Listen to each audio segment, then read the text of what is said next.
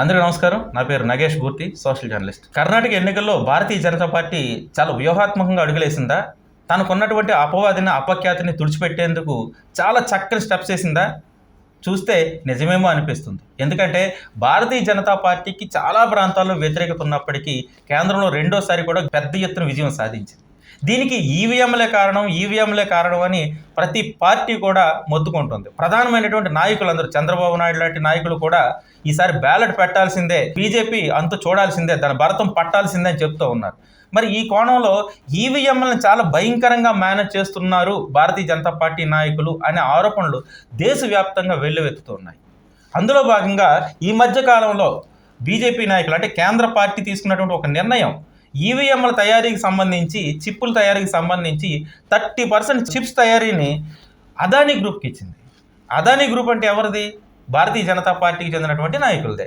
So అక్కడ తమకు కావలసిన విధంగా ఈవీఎంను ట్యాంపర్ చేసే విధంగా ప్రయత్నాలు జరుగుతున్నాయనే పెద్ద ఎత్తున ఆరోపణలు వస్తూ ఉన్నాయి. ఈ ఆరోపణల నేపథ్యంలో వాటికి క్లారిటీ ఇవ్వాల్సినటువంటి అవసరం భారతీయ జనతా పార్టీ నాయకుల మీద పడింది. ఈవీఎంను ట్యాంపరింగ్ చేయొచ్చని చాలా స్పష్టంగా అర్థమవుతుంది. కేవలం 1000 నుంచి 1500 ఓట్లు ఒక్క ఈవీఎంలో ట్యాంపర్ చేసి ఒకే పార్టీకి, అంటే ఏ పార్టీకి గుద్దినా సరే ఒకే పార్టీకి పడే విధంగా దాన్ని ట్యాంపర్ చేయొచ్చు తెలియకుండా అనేది చాలా స్పష్టంగా సైంటిఫిక్గా రుజువు చేశారు.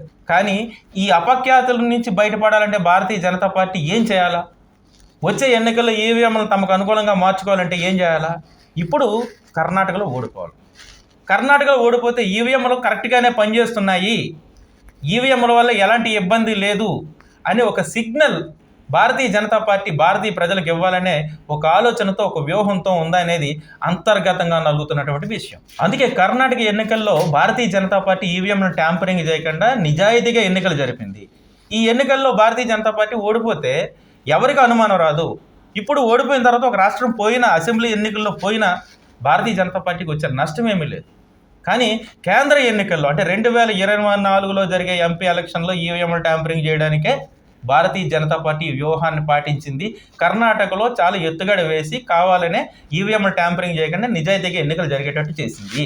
ఇప్పుడు ప్రజలు నమ్ముతారు కాబట్టి 2024 ఎన్నికల్లో ఖచ్చితంగా ఈవీఎం ట్యాంపరింగ్ చేసుకోవచ్చు అనేది బీజేపీ వ్యూహం అని ప్రతిపక్ష నాయకులు అంతర్గతంగా మాట్లాడుకుంటారు.